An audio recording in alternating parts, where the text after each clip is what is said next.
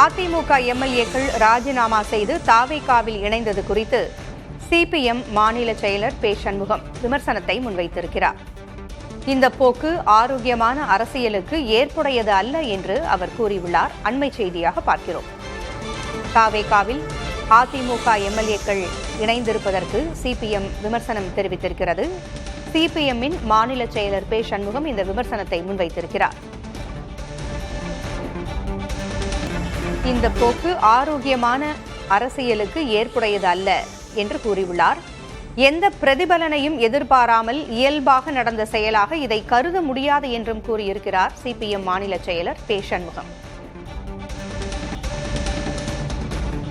அதிமுக எம்எல்ஏக்கள் சிலர் அதிமுகவிலிருந்து தங்கள் எம்எல்ஏக்கள் பதவியையும் ராஜினாமா செய்துவிட்டு தாவேகாவில் இணைந்திருக்கிறார்கள். இதுகுறித்து சிபிஎம் மாநில செயலர் பே சண்முகம் தனது விமர்சனத்தை முன்வைத்திருக்கிறார். இந்த போக்கு ஆரோக்கியமான அரசியலுக்கு ஏற்புடையது அல்ல என்று அவர் கூறியுள்ளார். எந்த பிரதிபலனையும் எதிர்பாராமல் இயல்பாக நடந்த செயலாக இதை கருத முடியாது என்றும் கூறியிருக்கிறார் பே சண்முகம்.